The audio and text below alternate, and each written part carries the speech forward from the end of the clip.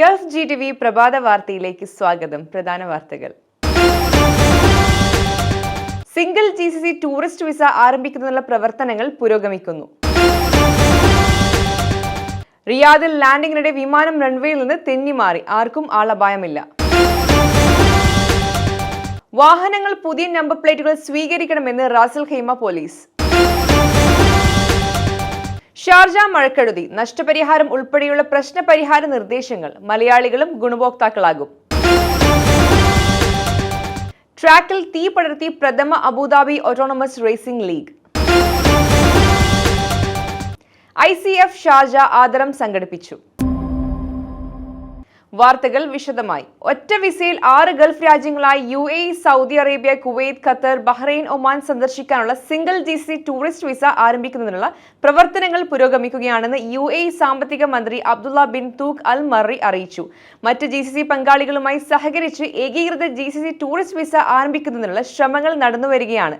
ഇത് പ്രാബല്യത്തിൽ വന്നാൽ GCC രാജ്യങ്ങളിലെ വൈവിധ്യമാർന്ന വിനോദസഞ്ചാര കേന്ദ്രങ്ങളെ ഉയർത്തിക്കാട്ടുന്നതിനും വിനോദസഞ്ചാരികളെ ആകർഷിക്കുന്നതിനും ദീർഘകാലത്തേക്ക് നിലനിർത്തുന്നതിനും ഇത് സംഭാവന ചെയ്യും. റിയാദ് വിമാനത്താവളത്തിൽ ലാൻഡിങ്ങിനിടെ വിമാനം റൺവേയിൽ നിന്ന് തെന്നിമാറി. ഞായറാഴ്ച രാത്രിയാണ് സംഭവം. ദോഹയിൽ നിന്ന് ഫ്ലൈനാസ് വിമാനമാണ് ലാൻഡിങ്ങിനിടെ പ്രധാന റൺവേയിൽ നിന്ന് തെന്നിമാറിയതെന്ന് കിങ് ഖാലിദ് അന്താരാഷ്ട്ര വിമാനത്താവളം അറിയിച്ചു. സംഭവത്തിൽ ആർക്കും ആളപായമൊന്നുമില്ല. ബഫർ ഏരിയയിലൂടെ സഞ്ചരിച്ച വിമാനം അടുത്തുള്ള ഗ്രൗണ്ട് പാതയിൽ നിന്നു.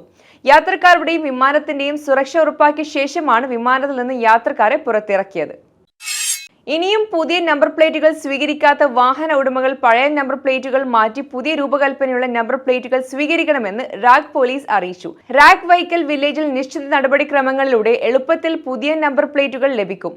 അറബിക് കാലിഗ്രാഫിയിൽ രൂപകൽപ്പന ചെയ്ത പുതിയ മുഖത്തിലുള്ള നമ്പർ പ്ലേറ്റുകൾ 2020 റാസൽ ഖൈമയിൽ അവതരിപ്പിച്ചത്. പുതിയ വാഹനങ്ങൾക്കും കേടുപാടുകൾ സംഭവിക്കുന്ന ഘട്ടത്തിലുമാണ് ഉപഭോക്താക്കൾ സാധാരണ പുതിയ നമ്പർ പ്ലേറ്റുകളിലേക്ക് മാറുന്നത്.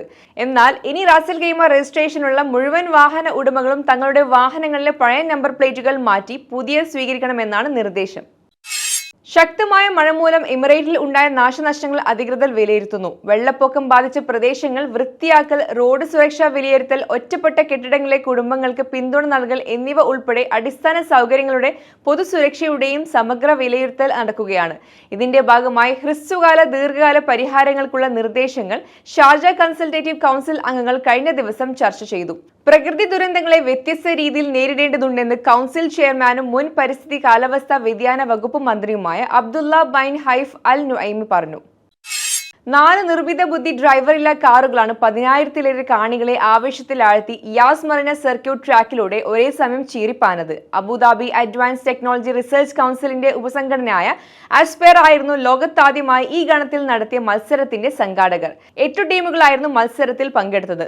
4 cylinder turbo engine, 6 speed gear box, ഇരട്ട ആന്ന GPS, 7 സ്പീഡ് ഗിയർ ബോക്സ്, മണിക്കൂറിൽ 300 കിലോമീറ്റർ വരെ വേഗം തുടങ്ങിയ സവിശേഷതകളായിരുന്നു മത്സരത്തിൽ പങ്കെടുത്ത AI സൂപ്പർ ഫോർമുല കാറുകളുണ്ടായിരുന്നത്. മഴക്കെടുതിയിൽ ദുരിതം അനുഭവിച്ചവർക്ക് സാന്ത്വന സ്പർശം നൽകി കർമ്മഭടന്മാരെ ICF ഷാർജ സെൻട്രൽ ക്യാബിനറ്റ് സംഘടിപ്പിച്ച പ്രൗഢമായ ചടങ്ങിൽ സർട്ടിഫിക്കറ്റും ക്യാഷ് അവാർഡും നൽകി ആദരിച്ചു. സേവന രംഗത്ത് നിറഞ്ഞു നിന്ന 100 കണക്കിന് സന്നദ്ധ പ്രവർത്തകർ സംബന്ധിച്ചു. ICF ഷാർജ വെൽഫെയർ സമിതി പ്രസിഡന്റ് KCK സലീം വളപട്ടണം അധ്യക്ഷത വഹിച്ചു. ICF Sharjah president PKC Muhammad Saqafi ഉദ്ഘാടനം ചെയ്തു. വെൽഫെയർ സമിതി സെക്രട്ടറി സുബൈർ പതിമംഗലം, ദവ പ്രസിഡന്റ് ബദ്രുദ്ദീൻ സഖാഫി പ്രസംഗിച്ചു. ഇതോടെ വാർത്തകൾ കഴിഞ്ഞു. നമസ്കാരം.